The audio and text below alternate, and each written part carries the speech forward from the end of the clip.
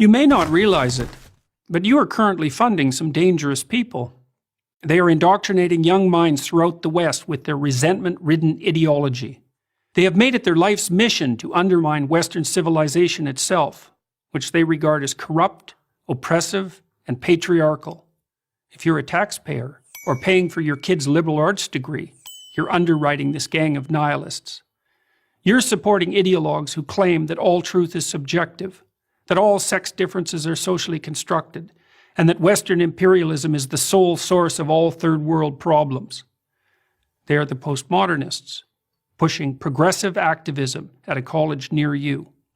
They produce the mobs that violently shut down campus speakers, the language police who enshrine into law use of fabricated gender pronouns, and the deans whose livelihoods depend on madly rooting out discrimination, where little or none exists. Their thinking took hold in Western universities in the 60s and 70s, when the true believers of the radical left became the professors of today.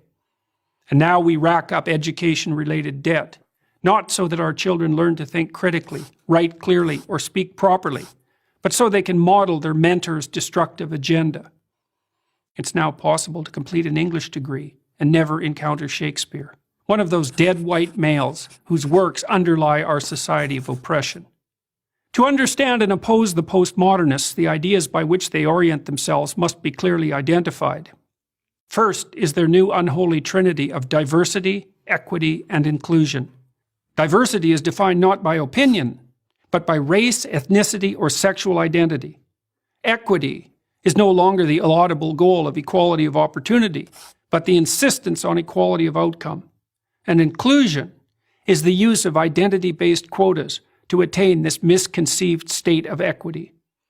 All the classic rights of the West are to be considered secondary to these new values. Take, for example, freedom of speech, the very pillar of democracy. The postmodernists refuse to believe that people of goodwill can exchange ideas and reach consensus. Their world is instead a Hobbesian nightmare of identity groups warring for power. They don't see ideas that run contrary to their ideology as simply incorrect. They see them as integral to the oppressive system they wish to supplant, and consider it a moral obligation to stifle and constrain their expression. Second is rejection of the free market, of the very idea that free voluntary trading benefits everyone. They won't acknowledge that capitalism has lifted up hundreds of millions of people, so they can, for the first time in history, afford food, shelter, clothing, transportation, even entertainment and travel. Those classified as poor in the US, and increasingly everywhere else, are able to meet their basic needs. Meanwhile, in once prosperous Venezuela, until recently the poster child of the campus radicals, the middle class lines up for toilet paper. Third and finally are the politics of identity. Postmodernists don't believe in individuals. You're an exemplar of your race, sex, or sexual preference. You're also either a victim or an oppressor. No wrong can be done by anyone in the former group, and no good by the latter. Such ideas of victimization do nothing but justify the use of power and engender intergroup conflict. All these concepts originated with Karl Marx, the 19th century German philosopher. Marx viewed the world as a gigantic class struggle, the bourgeoisie against the proletariat, the grasping rich against the desperate poor.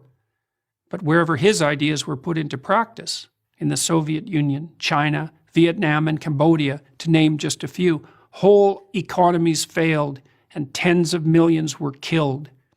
We fought a decades-long Cold War to stop the spread of those murderous notions. But they're back in the new guise of identity politics. The corrupt ideas of the postmodern neo-marxists should be consigned to the dustbin of history. Instead, we underwrite their continuance in the very institutions where the central ideas of the West should be transmitted across the generations.